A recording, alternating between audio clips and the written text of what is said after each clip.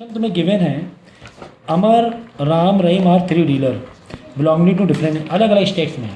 कोई बात नहीं, हमें कोई दिक्कत नहीं, हमें कॉन्सेप्ट पता है कि अलग अलग स्टेट मतलब इंटर स्टेट की बात हो रही है, टैक्स एक ही लगने वाला है। Dealer Amar sell same some product to Ram और राम से सेल कर रहा है टू रहीम। तो एक काम करते हैं, पहले हम लोग डायग्राम बना लें जैसे कि हमने जीएसटी पढ़ा हुआ है। जीएसटी जैसे पढ़ा है और अमर राम यहाँ पे रहीम को लिख दो, क्या लिख दें, रहीम लिख दें एक्स से रहीम एक्स, ठीक है ना। ऐसे नहीं करते हैं, ऐसे नहीं, ऐसे करें, थोड़ी जगह पर छोड़ दें, अमर राम रहीम, ठीक है ना। जब कर देंगे, कह रहा है कि अमर ने कुछ गुड्स बेची राम को 100,000 रुपये में, यानी यहाँ पे ऐसे आएगा 1000 रुपये, ठीक है ना। बेचने वाला प्राइस नीचे और ये वाला प्राइस विद जीएसटी हो जाता है ऊपर वाला एरो। हाँ, and Ram sell the same product services dealer नहीं एट द प्रॉफिट 300 रुपये, 300 प्रॉफिट रखा यानी 1300 रुपये का इसको बेच दिया, ठीक है। Calculate the tax liability of Ram, Ram की टैक्स लायबिलिटी निकालना है। जीएसटी 12% क्यों नहीं आया भाई, ये क्यों नहीं कर पाए? जीएसटी 12% का क्यों नहीं कर पा रहे थे? मतलब जीएसटी नहीं आता है आपको, तो ये बात डिक्लेयर करो पहले। सर हमने सारे क्वेश्चन कर लिए, बस यही नहीं हो रहा। क्यों नहीं? सारे क्वेश्चन किया आपने? हाँ सर। तो क्यों नहीं हो रहा है? रहीम दूसरे कलर पेन लाओ, दूसरे कलर का पेन लाओ, रेड पेन नहीं है, लाया करो यार रेड पेन तुम, ठीक है। यानी राम अमर को कितने में बेचे, राम अमर से कितने में, देखो सुनो, अमर ने 1000 रुपये की बेची तो राम अमर कितने रुपए देगा? 1000 रुपये देगा? नहीं, 1000 रुपये प्लस जीएसटी देगा, 1000 रुपये प्लस जीएसटी देगा। तो 1000 रुपये प्लस जीएसटी कितना हो गया? 12% है, तो यानी 120। हाँ सर 120, तो यानी कि 1120 रुपये देगा। चलो इसको थोड़ा स्टेटमेंट वाइज लिख देना। Sell Amar sold goods to Ram 1000 rupees plus GST, GST का परसेंटेज भी कैलकुलेट कर लेना है, वो स्टेटमेंट वाइज कर लेना, ठीक है। राम ने रहीम को 1300 में बेचा तो रहीम का 1300 रुपये राम को देगा? नहीं, 1300 प्लस जीएसटी, 1300 प्लस जीएसटी। तो 1300 में 12% निकालो जल्दी से, कितना हो रहा है दोनों का ऐड करके बताओ। क्या निकाले? 1300 का 12%, 13 और 12% निकालो, 1300 का 156 156 और 1300 प्लस 156 करो 1456 1456। बात समझ में आई? हाँ। नहीं समझ में आई, ठीक है ना। तो यहाँ पे जीएसटी कितना आया? 156 आया था, यहाँ पे जीएसटी कितना आया था? 120 रुपये आया था, ठीक है ना। ऐसे भी लिख सकते हो, ठीक है। अब कह रहे हैं कि राम की बताओ टैक्स लायबिलिटी, डीलर राम की, ठीक है। अब टैक्स लायबिलिटी कैसे निकालते हैं बताओ? सर आगे आउटपुट माइनस इनपुट। हाँ, output tax minus input tax.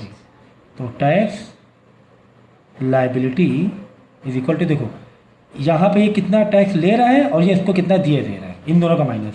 156 Ram 156 ले रहा है और 120 दिए दे रहा है, तो 156 माइनस 120 36। दिक्कत क्या आती है यार इसमें?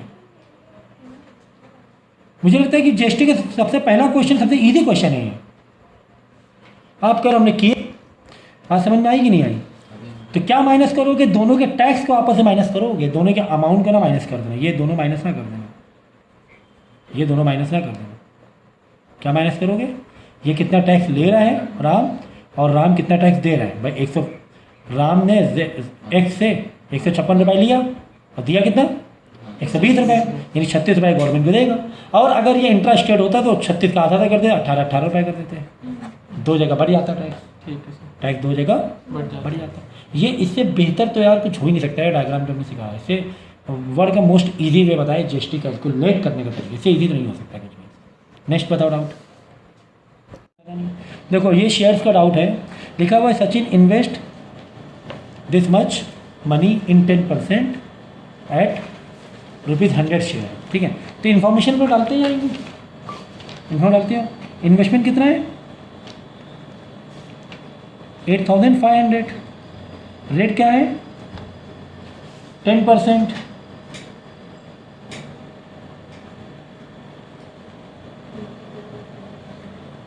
और नॉमिनल वैल्यू कितनी है?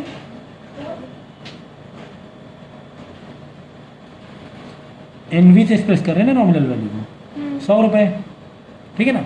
100 रुपये का शेयर, लेकिन खरीदा कितने में? 170 में। 8,500 इन्वेस्टमेंट किया, रेट था 10%, NV 100, नॉमिनल वैल्यू 100 रुपये थी, लेकिन जो मार्केट वैल्यू थी वो 170 रुपीज़ थी। मार्केट वैल्यू क्या थी? 170। तो यहाँ से नंबर ऑफ शेयर तो निकल ही आएंगे। नंबर ऑफ शेयर का फॉर्मूला क्या है? Number of share sum invested. into NV. Formula नहीं पता तो भाई मैं तुमने लगाई कैसे शेयर? फार्मूले तुम्हें तुम लोग के दिलो दिमाग में तैरने चाहिए फार्मूले, ठीक है ना? Market value, okay. अगर कहीं कहीं किसी किसी क्वेश्चन में NV और NV दोनों बराबर नहीं थे तो वो ठीक है, कोई नहीं। अगर इसका नहीं था मतलब वो NV बराबर है। सम इन्वेस्टमेंट के 8,500 रुपये और एक शेयर था 170, 0 गया 70 में 50 शेयर खरीदे। कितने खरीदे? 50 shares. चलो एन मिल गया। देखिए पूछ क्या आगे देखते हैं, ठीक है। He sell share when the price of each share rises by 30, जो 170 से 200 हो गया। दो पार्ट में क्वेश्चन है, कह रहा है कि प्राइस क्या हो गया, मार्केट वैल्यू या नॉमिनल, उसके लिए मार्केट वैल्यू चलो कह लो 200 हो गया, 30 रुपीज़ बढ़ गया। ही इसने बेच दिया सारे शेयर क्या बेच दिए, तो टोटल कितने रुपए मिल गए? कितने रुपये उसे मिल गया टोटल सेल कितने रुपए कर दी? अरे भाई एक सेल है, एक चीज़ है 200 रुपये की, और टोटल कितने लोग हैं? 50 है ना, ये बताना पड़ेगा। टोटल शेयर 50 बेच रहा हूँ, एक शेयर कितने का है? 200 रुपये का, तो कितना हो गया? 10,000 रुपये उसके पास आ गए, है ना? टोटल सेल कितने की हो गई इसकी? 10,000। अरे भाई 120 का शेयर था, जब शेयर 30 रुपये बढ़ गया, 200 रुपये हो गए, उसने बेच डाला, तो टोटल सेल उसकी कितनी हुई? 200 रुपये। एक शेयर इंटू 50, 50 शेयर बेचे ना, एक शेयर थोड़ा बेचा है, 50 शेयर बेचा है। एक चॉकलेट 5 रुपये की, 10 चॉकलेट 50 रुपये की, तो 10,000 रुपये इसको आ गए।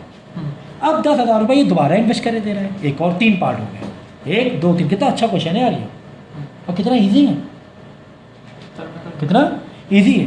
क्या कह रहा है कि ही इन्वेस्ट द प्रोसीड इन 12%, वापस एक नया लगाओ। कितना इन्वेस्टमेंट कर रहा है ये? अब की बार 10,000 रुपये। क्यों भाई? 10,000 जो खरीदा तो 10,000 रुपये जो बेचा था वो वापस वो खरीदे ले रहा है, वो पूरा 10,000 लगाए दे रहा है फिर। तो इन्वेस्टमेंट 10,000 रुपये किया उसने, फिर से एट रुपीज़ 125 में NV उस शेयर की थी 100 रुपये। ऐसे करके लिखा करो तुम लोग, हम ये लिखते हैं ताकि थोड़ा सा कंजस्टेड ना दिखे, समझ, इसलिए तुम लोग लिखिए सिंबल लगाया करो। और MV 125 की थी जो नया वापस खरीदा है। फाइंड सेल प्रोसीड निकाल लिया। नंबर ऑफ शेयर जब 125 में खरीदा था इसने, तो 125 में कितना मिलेगा? नंबर ऑफ शेयर निकाल लो यहाँ से। Number of share is equal to sum invested money upon market value. मतलब कह रहे हैं कि जब 125 में खरीदा, तो तीसरा जो प्रोसीजर है, पहले में खरीदा बेचा फिर खरीदा, नहीं 125 तीसरे वाले में ना, तीसरे वाले में इन्वेस्टमेंट कितना था? 10,000 था ना, अपॉन मार्केट वैल्यू कितने की थी? 125। इसको मैं बताऊंगा सॉल्व कैसे करना है, मैं बताऊंगा नहीं, ये आप लोग खुद करोगे। तो 80 शेयर आ गए, डिवाइड करोगे नंबर ऑफ शेयर। दोबारा जो उसने शेयर खरीदा है, कितने शेयर है उसके? 80। तो 1 2 तीसरा पार्ट चल रहा है हमारे 3 पार्ट में। कह रहा है कि change in is annual income. भाई यहाँ पर डिविडेंड निकालो कितना था, और यहाँ पर डिविडेंड निकालो कितना मिला इसे। दोनों में चेंज बताना, दोनों क्या करना है? माइनस करके बताना है। भाई यहाँ पे डिविडेंड फॉर्मूला डाल लो, पहले वाले पार्ट में खरीदा, फिर तीसरे वाले में डिविडेंड डालो कितना हो रहा है, और दोनों में क्या बताना है? चेंज बताना है भाई। तो डिविडेंड फॉर्मूला बोलो। P नहीं, number of shares into rate up into NV. ये है ना? इनकम का इनकम ये रिटर्न परसेंटेज वाला फॉर्मूला है, ठीक है। ये फॉर्मूले बिल्कुल नोट कर लेना आप लोग। देखो 4 फॉर्मूले दिए। नंबर ऑफ शेयर अगर निकालना है तो sum investment upon market value. अगर इनकम मतलब डिविडेंड, इनकम मतलब अगर डिविडेंड निकालना है, डिविडेंड निकालने के लिए number of share into rate into Nominal. NV, nominal value N capital डाला करो, और नंबर ऑफ शेयर के लिए N स्मॉल डाला करो। ये हो गया डिविडेंड मतलब इनकम। ये है परसेंटेज, वही डिविडेंड को परसेंटेज में बदलना, इनकम या रिटर्न को परसेंटेज बदलना। तो इसके लिए फॉर्मूला क्या होता है? Income upon investment. Upon investment into 100। Income कितनी हुई? इतनी हुई। इन्वेस्टमेंट कितना कितना? 200 किलो। और अगर इन्वेस्टमेंट निकालना है तो यार इन्वेस्टमेंट के लिए अलग से फॉर्मूला डालने की जरूरत नहीं थी। हाँ इन्वेस्टमेंट यहीं से निकल जाएगा, MV इधर आके मल्टीप्लाई हो जाएगा पक्का एकदम। देखो अभी पॉज करें। तो हमने डाल लिया डिविडेंड के लिए formula number of share into rate into nominal value.